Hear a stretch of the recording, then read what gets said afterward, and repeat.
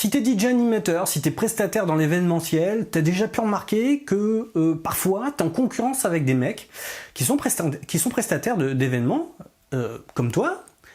Ils font moins bien que toi et pourtant ils travaillent plus que toi et ils arrivent même parfois à se vendre plus cher que toi.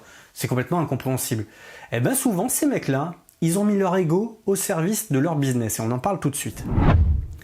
Alors mettre son ego au service de son business, qu'est-ce que ça veut dire? Ça veut dire simplement qu'au lieu de mettre en avant ta passion pour ton travail, tu vas te mettre à l'écoute, tu vas faire preuve d'empathie pour celui qui t'appelle pour la prestation en question. Voilà, imaginons que tu sois DJ animateur de soirée, tu es appelé par des jeunes mariés qui veulent tout simplement organiser et te confier l'animation de leur soirée.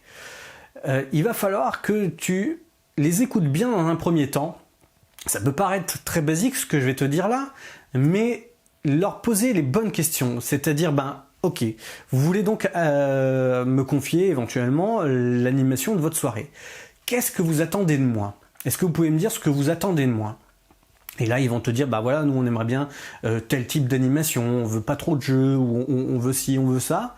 Ok, une fois qu'ils t'ont dit ça, là tu vas leur expliquer ta façon de travailler. Et c'est là où tu vas mettre ton ego au service de ton business, c'est-à-dire que tu vas leur dire, écoutez, voilà, moi je sais faire certaines choses, je sais animer, voilà, je suis plutôt tel type d'animateur, je suis quelqu'un qui prend le micro facilement, qui va essayer de fédérer les gens, qui va essayer de faire en sorte qu'il y ait une ambiance de feu, ou au contraire, je suis quelqu'un plutôt discret, voilà, je vais vous amener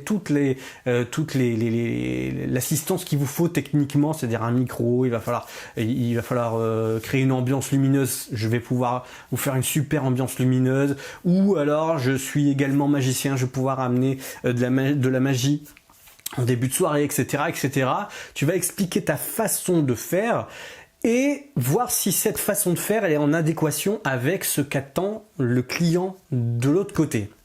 Donc, et surtout, n'hésite pas à refuser une prestation. Ça peut paraître bizarre, mais il va falloir que tu apprennes, et c'est là où il faut mettre son ego au service de son business, dire ce type de prestation là, ça me correspond pas vraiment, je préfère pas la prendre plutôt que d'y aller et ça me correspond pas tout à fait, et donc du coup je vais pas être à l'aise, je vais finalement faire une soirée qui sera pas à la hauteur de ce que j'attends, ou alors je vais peut-être la réussir, mais ça va m'emmener vers d'autres soirées qui sont équivalentes, qui vont se ressembler, et je vais me retrouver à faire l'animation de trucs qui me correspondent pas, parce que malgré tout les gens seront contents de ma prestation, et on peut vite tomber dans ce piège-là. Moi, ça m'est arrivé de me retrouver à animer des trucs que j'avais pas envie d'animer, et malgré tout ça se passait plutôt bien. Donc on m'a rappelé pour ce type de soirée, et puis et ça me plaisait pas, donc il y a un moment donné j'ai dit stop, non, je fais plus ce type de soirée, je préfère pas faire.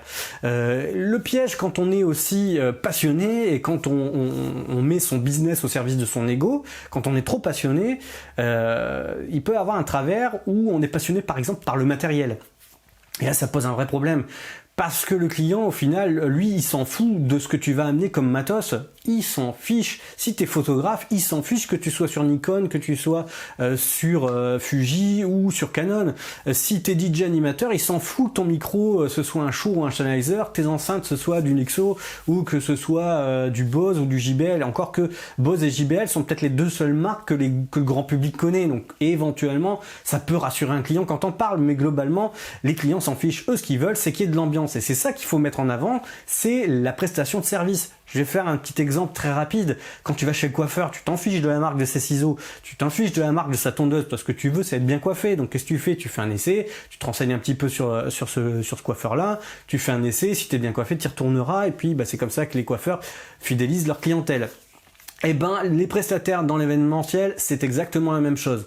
Alors, plutôt que de discuter de comment vous allez arriver à faire la prestation pour laquelle on vous appelle, faites simplement la preuve de ce que vous annoncez. Amenez la preuve de ce que vous annoncez. Si vous êtes DJ, animateur, amenez des photos ou des vidéos où on voit des gens qui s'éclatent, pas du matériel que vous utilisez, on s'en fout du matos.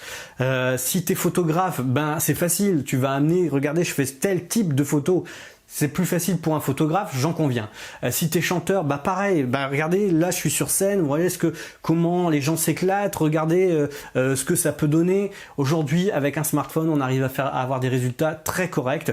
Tu mets ça dans ton smartphone, tu mets ça sur YouTube, comme ça quand tu es chez le client, même avant d'aller chez le client, tu peux déjà lui envoyer ce que tu fais. Et c'est super important. Gardez bien ça à l'esprit. Mettez votre ego au service de votre business. Posez les bonnes questions. Et surtout, évitez de parler de sujets dont finalement les clients se fichent éperdument. Si tu as des commentaires, mets-les en dessous. Surtout, n'hésite pas à partager ton expérience. Si toi aussi, tu as déjà refusé des prestations parce que ça ne te convenait pas, mets-le en commentaire, ça m'intéresse. Si tu as des sujets que tu souhaites qu'on aborde, pareil, tu mets en commentaire. N'hésite pas à t'abonner si c'est la première fois que tu viens sur cette chaîne. Et je te dis à bientôt pour notre vidéo. Ciao!